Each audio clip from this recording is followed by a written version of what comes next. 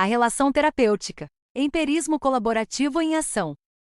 Uma das características atraentes da terapia cognitivo-comportamental é o emprego de um estilo de relação terapêutica colaborativa, simples e voltada para a ação.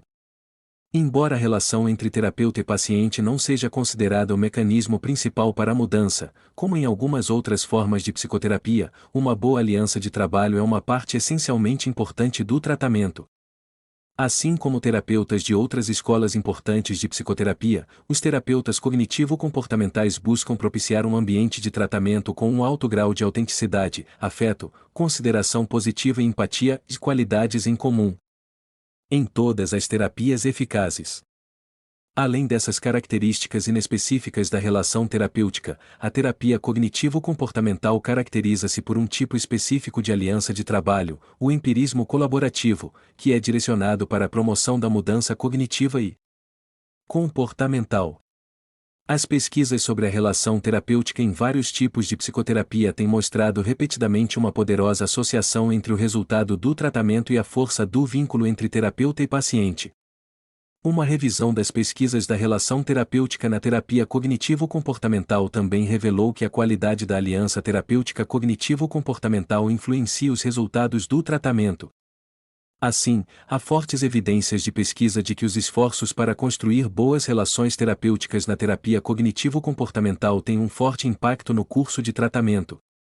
Aprender a construir relações mais eficazes entre terapeuta e paciente é um desafio para toda a vida profissional.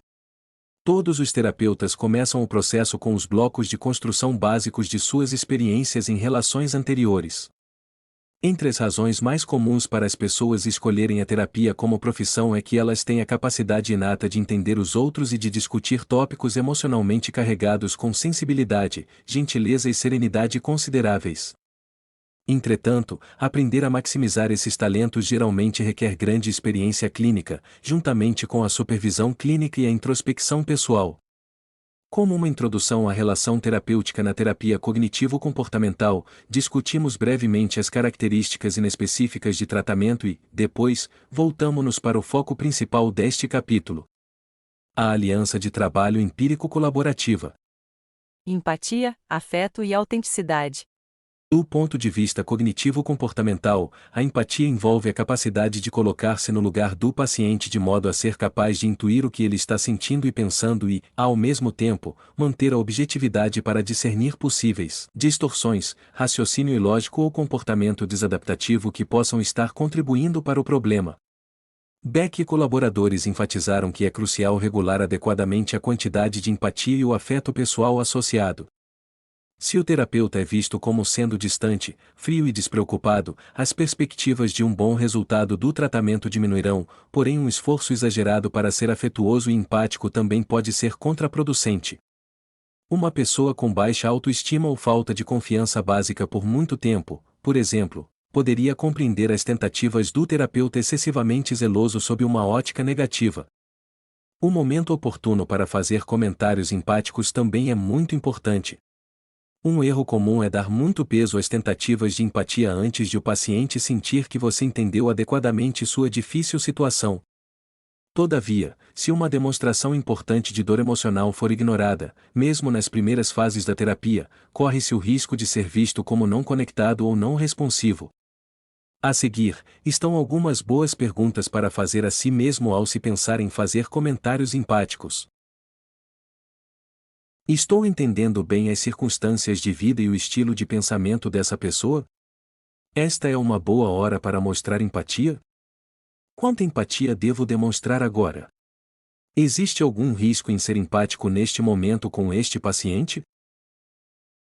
Embora os comentários empáticos bem colocados normalmente ajudem a fortalecer a relação e a aliviar a tensão emocional, há momentos em que as tentativas de ser compreensivo podem reforçar cognições negativamente distorcidas. Se, por exemplo, forem feitas continuamente afirmações como "eu consigo entender como você se sente" a pacientes que acreditam que fracassaram ou que sua vida é impossível de administrar, pode-se inadvertidamente validar suas atitudes de autocondenação e desesperança. Se você estiver ouvindo ativamente e balançar a cabeça afirmativamente repetidas vezes enquanto a paciente expressa uma ladainha de cognições desadaptativas, ela pode pensar que você concorda com suas conclusões. Ou, ainda, se você tiver um paciente com agorafobia e sentir muita empatia pela dor emocional do transtorno, pode esquecer de usar os métodos comportamentais para romper padrões de esquiva, e a eficácia da terapia pode ficar comprometida. Uma das chaves mais importantes para mostrar empatia é a autenticidade. Terapeutas que exibem autenticidade são capazes de se comunicar verbal ou não verbalmente de uma maneira honesta, natural e emocionalmente conectada para mostrar aos pacientes que verdadeiramente entendem a situação. O terapeuta autêntico é diplomático ao dar feedback construtivo aos pacientes, mas não tenta esconder a verdade. Os eventos e resultados negativos reais são reconhecidos como tal, mas o terapeuta está sempre tentando encontrar nos pacientes os pontos fortes que os ajudarão a enfrentar melhor as vicissitudes da vida. Assim, uma das características pessoais desejáveis de terapeutas cognitivo-comportamentais é um autêntico senso de otimismo, com crença na resiliência e no potencial de crescimento dos pacientes. A completa expressão de empatia na terapia cognitivo-comportamental inclui uma vigorosa busca por soluções. Não basta demonstrar preocupação, o terapeuta precisa convertê-la em ações que reduzam o sofrimento e ajudem o paciente a lidar com os problemas da vida. Portanto, ele deve mesclar comentários empáticos apropriados com questões socráticas e outros métodos de terapia cognitivo-comportamental que incentivem o pensamento racional e o desenvolvimento de comportamentos de enfrentamento saudáveis. Muitas vezes, a forma empática mais eficaz é fazer perguntas que ajudem o paciente a enxergar novas perspectivas, em vez de simplesmente seguir o fluxo disfuncional de pensamento. Empirismo colaborativo. O termo mais usado para descrever a relação terapêutica na terapia cognitivo-comportamental é empirismo colaborativo. Essas duas palavras captam bem a essência da aliança de trabalho. O terapeuta envolve o paciente em um processo altamente colaborativo, no qual existe uma responsabilidade compartilhada pelo estabelecimento de metas e agendas, por dar e receber feedback e por colocar em prática os métodos de terapia cognitivo-comportamental na vida cotidiana. Juntos, focam pensamentos e comportamentos problemáticos, que são, então, explorados empiricamente quanto à sua validade ou utilidade. Quando são detectados defeitos ou déficits reais, são planejadas e praticadas estratégias de enfrentamento para essas dificuldades. No entanto, a principal função da relação terapêutica é enxergar as distorções cognitivas e os padrões comportamentais improdutivos por meio de uma lente empírica que pode revelar oportunidades para o desenvolvimento de mais racionalidade, alívio dos sintomas e melhor eficácia pessoal. Grau de atividade do terapeuta na terapia cognitivo-comportamental. Além das qualidades inespecíficas da relação que são comuns a todos os terapeutas eficazes, os terapeutas cognitivo-comportamentais precisam se tornar hábeis em demonstrar alto grau de atividade nas sessões de tratamento. Estes normalmente trabalham com a intenção de estruturar a terapia, dar compasso às sessões, para aproveitar ao máximo o tempo disponível, desenvolver uma formulação de caso sempre em evolução e implementar os métodos da terapia cognitivo-comportamental. O grau de atividade dos terapeutas normalmente é maior nas primeiras fases do tratamento, quando os pacientes estão mais sintomáticos e estão se familiarizando com o modelo cognitivo-comportamental. Durante esse período, o terapeuta normalmente assume a maior parte da responsabilidade, por direcionar o fluxo das sessões, e passa um tempo considerável explicando e ilustrando os conceitos básicos da terapia cognitivo-comportamental. Ele também pode precisar aplicar energia, animação e um senso de esperança na terapia, sobretudo quando o paciente está severamente deprimido e exibindo forte anedonia ou lentidão psicomotora. A vinheta do caso clínico a seguir, do tratamento de um homem deprimido, demonstra como o terapeuta pode, às vezes, precisar ser bastante ativo para ajudar o paciente a assimilar e utilizar os métodos da terapia cognitivo-comportamental. Caso clínico. Foi pedido a Matt que fizesse um registro de pensamentos como tarefa após a sua segunda sessão, porém ele teve problemas para concluir a tarefa. Dissemos que passaríamos algum tempo revisando sua tarefa da semana passada. Como foi? Não sei. Eu tentei, mas estava muito cansado quando chegava em casa à noite. Parecia que eu nunca tinha tempo para trabalhar nisso. Podemos dar uma olhada no que você escreveu no papel? Claro, mas acho que não fiz um bom trabalho. O terapeuta e Matt examinam o registro de pensamentos deste. A primeira coluna tem uma situação, a segunda coluna está em branco, e a terceira coluna inclui uma classificação de seus sentimentos. Matt, acho que você está se menosprezando em relação à sua tarefa. Às vezes, quando as pessoas estão deprimidas, é difícil fazer esse tipo de coisa. Mas você fez uma boa tentativa e realmente identificou uma situação que mexeu com muitos sentimentos. Se você não se importar, podemos trabalhar para completar as outras colunas aqui. Fiquei com medo de fazer errado e você achar que eu não estava tentando. Não vou julgá-lo. Só quero ajudá-lo a usar esse tipo de exercício para melhorar. Você está pronto para falar sobre o que aconteceu quando sua esposa fez essa observação? Sim, Notei que você escreveu a situação e os sentimentos de tristeza que ocorreram. Mas você não colocou nada na coluna de pensamentos. Você pode relembrar quando sua esposa disse que você não era mais divertido, e tentar lembrar o que pode ter passado por sua cabeça? foi um banho de água fria. Tinha sido um dia difícil no trabalho. Então, quando cheguei em casa, me joguei na cadeira e comecei a ler o jornal. Então, ela realmente pegou no meu pé. Acho que isso me aborreceu tanto que não quis escrever o que estava pensando. É compreensível. Dá para ver que isso realmente aborreceu você. Mas se pudermos descobrir o que você estava pensando, talvez pudéssemos encontrar algumas pistas para combater sua depressão. Posso falar sobre isso agora. Vamos usar esse registro para escrever alguns dos pensamentos que você teve naquele momento. Bom, acho que o primeiro pensamento foi ela está cansada de mim. Depois, comecei a ver todas as coisas importantes em minha vida escorrerem pelos meus dedos. O que você achava que iria perder? Estava pensando. Ela está prestes a me deixar.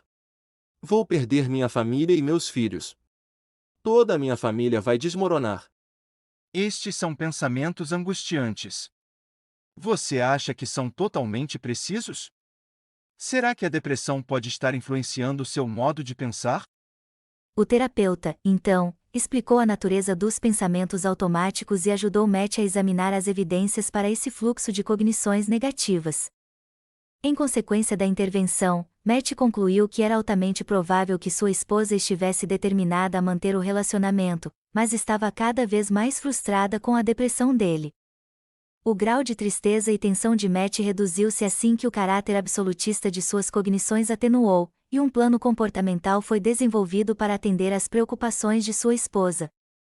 Esse exemplo demonstra como o terapeuta pode precisar assumir um papel muito ativo ao explicar conceitos, demonstrar princípios centrais da terapia cognitivo-comportamental e auxiliar os pacientes a se envolverem completamente no processo de tratamento. Você deve ter observado que o terapeuta falou mais do que Matt durante boa parte dessa conversa.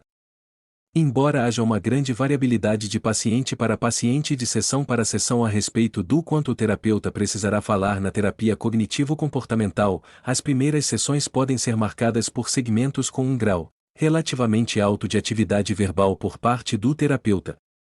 Geralmente, à medida que a terapia progride e os pacientes aprendem a usar os conceitos da terapia cognitivo-comportamental, o terapeuta é capaz de só observar, demonstrar empatia e seguir adiante com a terapia com menos palavras e menos esforço. O terapeuta como professor, coach. Você gosta de ensinar? Já teve experiência de orientar pessoas ou ser orientado? Em virtude da importância significativa da aprendizagem na terapia cognitivo-comportamental, a relação no tratamento tem mais uma qualidade de professor e aluno do que na maioria das outras terapias. Bons professores, coaches na terapia cognitivo-comportamental transmitem conhecimento de uma maneira altamente colaborativa, utilizando o método socrático para incentivar o paciente a se envolver completamente no processo de aprendizagem. Os seguintes atributos da relação terapêutica podem promover o ensino e o treinamento efetivos. Amigável. Os pacientes normalmente percebem os bons terapeutas professores como pessoas amigáveis e simpáticas que não intimidam, reprovam ou admoestam excessivamente. Eles transmitem informações de uma maneira positiva e construtiva. Engajado. Para ser especialmente eficaz no papel de professor na terapia cognitivo-comportamental, é preciso criar um ambiente de aprendizagem estimulante. Engajar o paciente com questionamento socrático e exercícios de aprendizagem que proporcionem energia à terapia, sem sobrecarregá-lo com mais material ou complexidade do que pode lidar. Enfatizar o trabalho em equipe e o processo colaborativo na aprendizagem. Criativo. Como os pacientes geralmente vêm para a terapia com um estilo monocular fixo de pensamento, os terapeutas podem precisar de modelos e de modos mais criativos de enxergar a situação e buscar soluções. Tente utilizar métodos de aprendizagem que suscitem a própria criatividade do paciente e coloque esses pontos fortes para trabalhar no enfrentamento dos problemas. Capacitante. O bom ensino normalmente envolve oferecer aos pacientes ideias e ferramentas que lhes permitam operar mudanças significativas em suas vidas. O caráter de capacitação da terapia cognitivo-comportamental depende muito da natureza educativa da relação terapêutica. Orientado para a ação. A aprendizagem na terapia cognitivo-comportamental não é um processo passivo, do tipo sentado na poltrona. Terapeuta e paciente trabalham juntos para adquirir conhecimento, que é posto em ação em situações da vida real. O uso do humor na terapia cognitivo-comportamental. Por que se deve levar em consideração o uso do humor na terapia cognitivo-comportamental? Afinal de contas, a maioria de nossos pacientes está enfrentando sérios problemas, como a morte de um ente querido, o casamento desfeito, doenças médicas e as devastações de doenças mentais. Será que as tentativas de inserir humor podem ser mal interpretadas, como se você estivesse tentando banalizar, negar ou ignorar a gravidade dos problemas do paciente? Será que ele perceberá seu esforço em demonstrar humor como uma desvalorização? Será que pensará que você está rindo dele, em vez de com ele? Obviamente, utilizar o humor na terapia traz riscos. É preciso ter muito cuidado para reconhecer as armadilhas e medir a capacidade do paciente de se beneficiar com uma injeção de humor na relação. Contudo, ele pode ter muitos efeitos positivos na capacidade do paciente de reconhecer suas distorções cognitivas, expressar emoções saudáveis e sentir prazer. Para muitas pessoas, o humor é uma estratégia de enfrentamento altamente adaptativa. Ele traz liberação emocional, risadas e divertimento para suas vidas. Contudo, quando vêm para a terapia, os pacientes geralmente já perderam, pelo menos em grande parte, seu senso de humor. Há 3 razões principais para se utilizar o humor na terapia cognitivo-comportamental. Primeiro, o humor pode normalizar e humanizar a aliança terapêutica. Por ser uma parte tão importante da vida, e sendo ele geralmente um componente dos bons relacionamentos, comentários adequados e bem colocados podem ajudar a promover o caráter amigável e colaborativo da terapia cognitivo-comportamental. A segunda razão para utilizá-lo é auxiliar os pacientes a romper padrões rígidos de pensamento e comportamento. Se o terapeuta e o paciente conseguirem rir juntos das falhas dos modos extremos de enxergar as situações, será mais provável que o paciente pondere e adote mudanças cognitivas. A terceira razão é a possibilidade de que as habilidades para o humor sejam reveladas, fortalecidas e intensificadas como um importante recurso para combater os sintomas e para lidar com o estresse. O humor na terapia cognitivo-comportamental raramente envolve terapeuta e paciente contando piadas. Um cenário muito mais provável envolve o uso de hipérbole na descrição do impacto de manter crenças desadaptativas ou de persistir em um padrão comportamental rígido e ineficaz. Os elementos-chave característicos desse tipo de humor são: 1.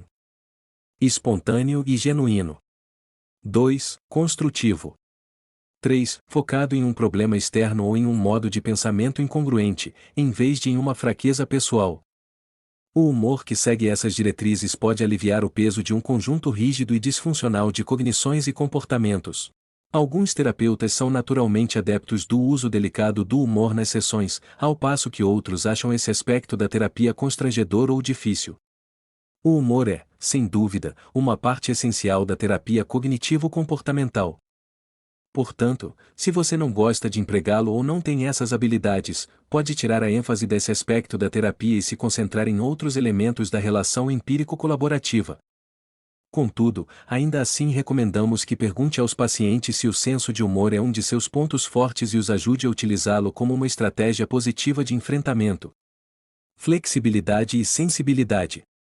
Os pacientes vêm para a terapia com uma grande variedade de expectativas, experiências de vida, sintomas e traços de personalidade, por isso os terapeutas precisam estar em sintonia com as diferenças individuais, à medida que tentam desenvolver relações de trabalho eficazes. Deve-se evitar um tipo de relação terapêutica monolítica, que se encaixe a qualquer situação, em favor de um estilo flexível e personalizado, que seja sensível às características únicas de cada paciente. Sugerimos considerar as influências de 3 domínios principais de interesse clínico ao personalizar alianças terapêuticas. 1. Questões situacionais. 2. Histórico sociocultural. 3. Diagnóstico e sintomas. Questões situacionais. Tensões atuais da vida, como luto após a morte de um ente querido, separação ou divórcio, perda de emprego, problemas financeiros ou enfermidades, podem exigir ajustes na relação terapêutica. Um exemplo de nossa prática clínica é o tratamento de uma mulher deprimida que vivenciara recentemente a morte de seu filho adolescente por suicídio. Devido ao profundo luto da paciente, o terapeuta precisava concentrar esforços para ser empático, compreensivo e dar apoio. Intervenções cognitivo-comportamentais típicas, como o registro de pensamentos e o exame das evidências, não foram aplicadas na parte inicial desse tratamento, pois o terapeuta podia corresponder melhor às dores da paciente empregando empatia e calor humano, ouvindo e usando intervenções comportamentais para ajudá-la a recuperar seu funcionamento no dia a dia. Influências ambientais ou estressores podem, às vezes, levar os pacientes a fazerem solicitações especiais. Um paciente que está tendo problemas no relacionamento conjugal pode pedir para que os pagamentos pela terapia não sejam enviados para a sua casa, para que sua esposa não saiba que ele está fazendo terapia. Uma pessoa que teve uma complicação cirúrgica e está pensando em processar seu médico pode estipular que o cirurgião não seja contatado para fornecer os prontuários médicos. Uma mulher que esteja envolvida em um embate judicial pela custódia de um filho pode pedir ao terapeuta para servir de testemunha de defesa no tribunal. Nossa regra geral para lidar com tais solicitações logo no início da terapia é aceitá-las como se apresentam e tentar atender às expectativas do paciente, a menos que haja um conflito ético ou limites profissionais a se considerar. No entanto, alguns pacientes podem ter expectativas irreais ou potencialmente danosas. Solicitações, sejam diretas ou implícitas, de maior amizade ou intimidade física, precisam ser reconhecidas e manejadas por meio de diretrizes firmes e eticamente responsáveis. Algumas solicitações, tais como sessões mais longas para além do tempo normal ou uma abundância de ligações telefônicas do paciente, podem ter um impacto negativo na aliança. Ainda que os pacientes possam, às vezes, citar questões situacionais extraordinárias para justificar essas demandas, o terapeuta experiente estará ciente dos perigos de ultrapassar os limites ao conceder favores especiais. Questões socioculturais. A sensibilidade às questões socioculturais é um componente essencial na formação de alianças de trabalho autênticas e altamente funcionais. Entre outras variáveis pessoais, o sexo, a etnia, a idade, a situação socioeconômica, a religião, a orientação sexual, as deficiências físicas e o grau de escolaridade podem influenciar tanto o terapeuta como o paciente à medida que tentam construir uma relação terapêutica. Embora os terapeutas costumem buscar ser imparciais e respeitosos em relação às diferentes histórias de vida, às crenças e ao comportamento, podemos ter pontos cegos ou falta de conhecimento capazes de interferir no vínculo de tratamento ou mesmo de fazer com que fiquemos completamente perdidos em nossos esforços para nos relacionarmos com o paciente. Além disso, os vieses dos pacientes podem comprometer a sua capacidade de se beneficiar com o trabalho dos terapeutas, cujas características pessoais não combinam com as expectativas do paciente. Existem várias estratégias úteis para se sintonizar com o impacto das influências socioculturais na aliança terapêutica. Nossa primeira recomendação é ser reflexivo em seu trabalho com pacientes com diversas histórias de vida. Não presuma que você seja totalmente sensível e tolerante com a diversidade de seus pacientes. Preste muita atenção a reações negativas aos pacientes ou às evidências de que fatores socioculturais estão limitando seu trabalho terapêutico. Você está tendo dificuldades para expressar empatia com um determinado paciente? Você se sente duro e artificial nas sessões de tratamento?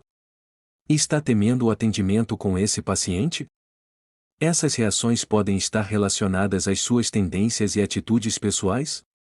Se você perceber tais reações, faça um plano para modificar suas percepções negativas, a fim de ser mais compreensivo e aceitar o paciente. A segunda estratégia é fazer um esforço orquestrado para melhorar seu conhecimento sobre as diferenças socioculturais que podem influenciar a relação terapêutica.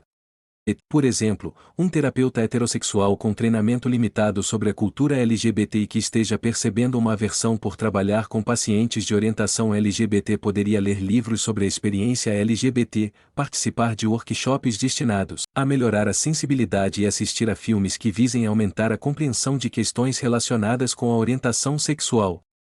Além disso, é possível formar alianças mais eficazes se o terapeuta estudar uma ampla gama de tradições religiosas e filosofias de vida. Apesar de uma quantidade limitada de pesquisas ter demonstrado que os pacientes com certas crenças religiosas terão afinidade com terapeutas com históricos espirituais semelhantes, nossas experiências com o uso da terapia cognitivo-comportamental, com pacientes de várias religiões sugerem que a compreensão, a tolerância e o respeito pelas diferentes estruturas religiosas costumam promover boas alianças terapêuticas. Os terapeutas também devem ter bom conhecimento das questões étnicas e de gênero que possam influenciar o processo de tratamento. Além das leituras e do treinamento da sensibilidade, sugerimos que tais questões sejam discutidas com especialistas em diversidade cultural e com colegas e amigos, a fim de adquirir uma ampla perspectiva dessas influências em potencial na relação terapêutica. Temos valorizado especialmente as informações vindas de colegas e amigos que fazem comentários sobre nossas atitudes. Eles têm nos ajudado a aprofundar nossa consciência de como a etnia, o sexo e outros fatores socioculturais podem afetar o processo terapêutico. À medida que for aprendendo mais sobre as influências socioculturais na relação terapêutica, também recomendamos que você dispense algum tempo para examinar o seu ambiente no consultório quanto a possíveis influências que possam deixar os pacientes desconfortáveis. A sala de espera é planejada para acomodar pessoas com deficiências físicas ou muito acima do peso? As revistas na sala de espera transmitem algum tipo de preconceito? Os funcionários que trabalham no consultório tratam todos os pacientes com o mesmo respeito e atenção? A decoração do consultório transmite algum significado não intencional que possa humilhar as pessoas de certas etnias ou culturas? Se você reconhecer qualquer característica de seu consultório que possa ter um impacto negativo nas alianças terapêuticas, trabalhe para corrigir e melhorar o ambiente de tratamento. Diagnóstico e sintomas. A doença, o tipo de personalidade e o conjunto de sintomas de cada paciente podem ter uma influência substancial na relação terapêutica. Um paciente maníaco pode ser intrusivo e irritante ou pode ser extremamente charmoso e sedutor. Pacientes com transtornos por uso de substâncias geralmente apresentam padrões cognitivos e comportamentais que os estimulam a enganar o terapeuta e a si mesmos. Uma pessoa com um transtorno alimentar pode fazer um grande esforço para convencer o terapeuta da validade de suas atitudes desadaptativas. Transtornos e traços de personalidade também podem ter um efeito altamente significativo na função do terapeuta de estabelecer uma aliança de trabalho eficaz. O paciente dependente pode querer criar dependência no terapeuta. Uma pessoa com transtorno de personalidade obsessivo-compulsivo pode ter dificuldades para expressar emoção na inter-relação terapêutica. Um paciente esquizoide pode ser muito defensivo e ter problemas para confiar no terapeuta.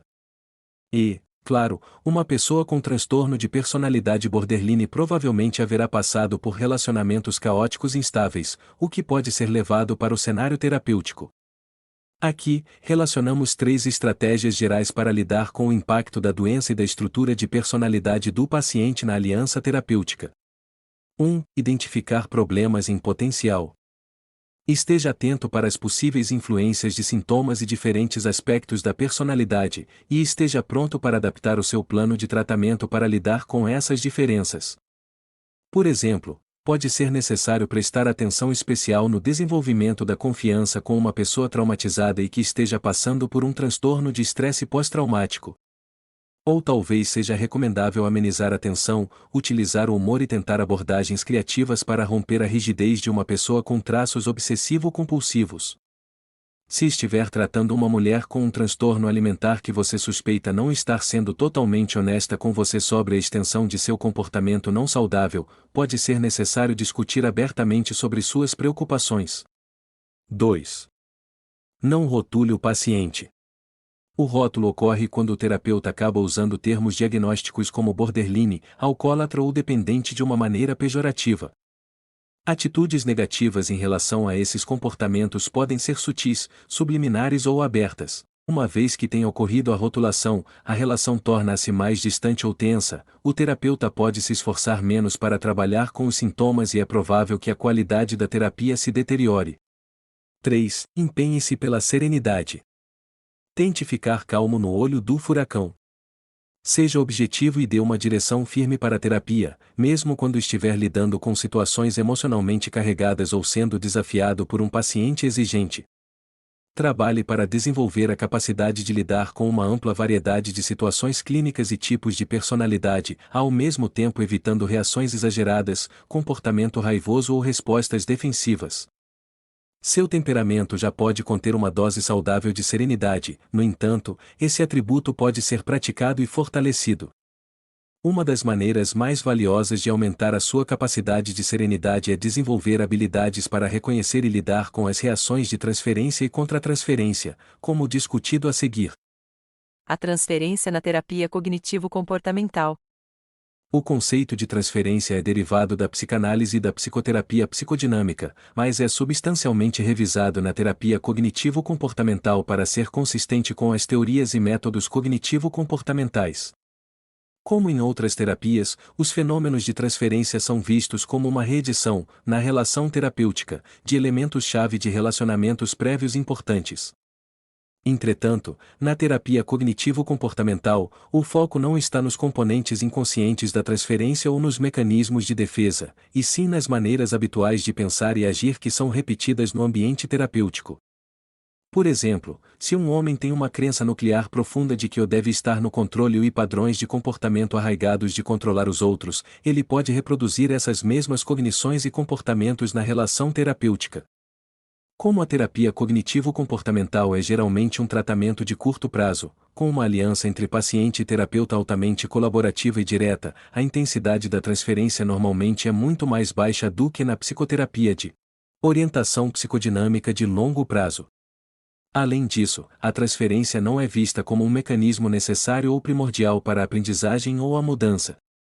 No entanto, estar ciente da presença de transferência nos pacientes e ser capaz de usar esse conhecimento para melhorar a relação terapêutica e modificar os padrões disfuncionais de pensamento são questões importantes da terapia cognitivo-comportamental.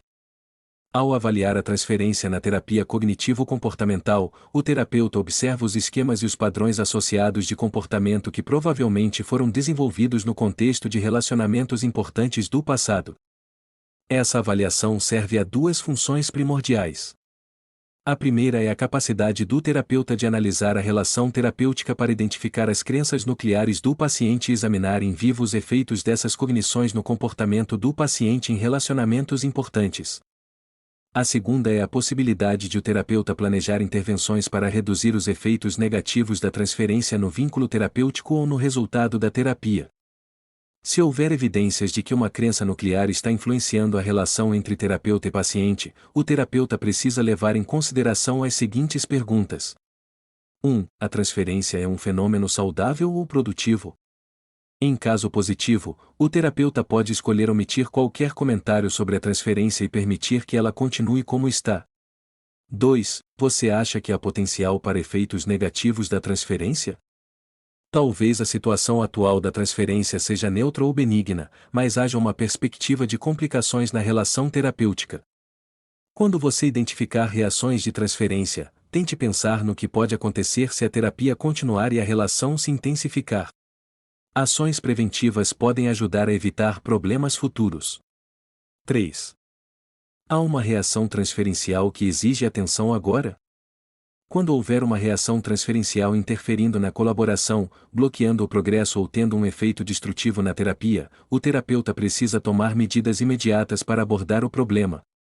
As intervenções podem incluir psicoeducação sobre o fenômeno da transferência, o uso de técnicas padrão de terapia cognitivo-comportamental para modificar pensamentos automáticos e esquemas envolvidos na transferência, ensaios comportamentais e o comprometimento em limitar ou eliminar certos comportamentos.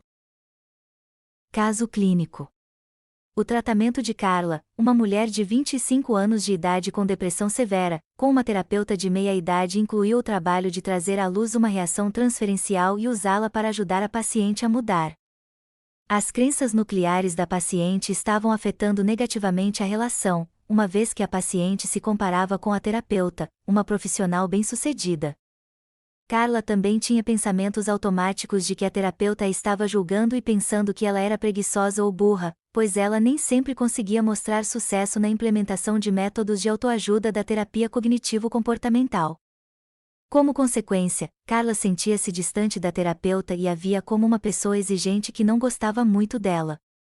A terapeuta reconheceu que as experiências de Carla com os pais extremamente críticos e o fato de sempre acreditar ser inferior aos outros levou-a a ter uma relação terapêutica tensa. Portanto, a terapeuta discutiu abertamente a reação transferencial e, depois, utilizou métodos para corrigir distorções que estavam prejudicando o vínculo colaborativo. Algumas das cognições específicas acerca da terapeuta que foram objeto de mudança eram as seguintes: ela tem tudo, eu não tenho nada. Se realmente me conhecer, ela vai perceber que sou uma farsa e nunca poderia chegar a seus pés. Depois de explicitar essas cognições, a terapeuta explicou como os pensamentos automáticos, as crenças nucleares e os comportamentos observados em outros relacionamentos podem ser reproduzidos na terapia e em outras situações interpessoais atuais. Ela, então, reafirmou a Carla que a entendia e a respeitava, mas queria ajudá-la a desenvolver sua autoestima. Elas concordaram que uma maneira de melhorar a autoimagem de Carla seria conversar regularmente sobre a aliança terapêutica e testar seus pressupostos sobre as atitudes e expectativas da terapeuta. Conforme o tratamento foi progredindo, a relação terapêutica tornou-se um mecanismo saudável para Carla ver-se de maneira precisa e desenvolver atitudes mais funcionais e realistas. A contratransferência. Outra responsabilidade dos terapeutas cognitivo-comportamentais é buscar possíveis reações de contratransferência que possam estar interferindo no desenvolvimento de relações terapêuticas colaborativas. Ela ocorre na terapia cognitivo-comportamental quando a relação com o paciente ativa no terapeuta pensamentos automáticos e esquemas, e essas cognições têm o potencial de influenciar o processo de terapia. Como os pensamentos automáticos e os esquemas podem operar fora de sua plena consciência, uma boa maneira de identificar possíveis reações de contratransferência é reconhecer emoções, sensações físicas ou respostas comportamentais que possam ser estimuladas por suas cognições. Os indicadores comuns de que pode estar ocorrendo contratransferência são: ficar com raiva, tenso ou frustrado com o paciente, sentir-se entediado no atendimento, aliviado quando o paciente se atrasa ou cancela a sessão, repetidamente encontra dificuldades para trabalhar com um determinado tipo de doença, conjunto de sintomas ou dimensão de personalidade, ou começa a se sentir especialmente atraído ou inclinado por um determinado paciente. Ao suspeitar de que pode estar se desenvolvendo contratransferência, pode-se aplicar as teorias e os métodos da terapia cognitivo-comportamental descritos ao longo de todo este livro para entender melhor e lidar com a reação. Comece por tentar identificar os seus pensamentos automáticos e esquemas. Depois, se for clinicamente indicado e viável, você pode trabalhar na modificação das cognições. Por exemplo, se você tiver pensamentos automáticos como "o este paciente não tem motivação. Tudo o que ele faz é se lamentar durante toda a sessão. Essa terapia não está indo a lugar algum", pode tentar identificar os seus próprios erros cognitivos e mudar o seu modo de pensar para refletir uma visão mais equilibrada dos esforços e do potencial do paciente. Resumo. Uma aliança eficaz entre terapeuta e paciente é uma condição essencial para a implementação dos métodos específicos da terapia cognitivo-comportamental. À medida que envolve o paciente no processo da terapia cognitivo-comportamental, o terapeuta precisa demonstrar compreensão, empatia e afeto pessoal adequados e flexibilidade ao reagir às características singulares dos sintomas, das crenças e das influências socioculturais de cada pessoa. A boa relação terapêutica na terapia cognitivo-comportamental caracteriza-se por um alto grau de colaboração e um estilo empírico de questionamento e aprendizagem. A aliança de tratamento colaborativo empírica une terapeuta e paciente em um esforço conjunto para definir problemas e buscar soluções.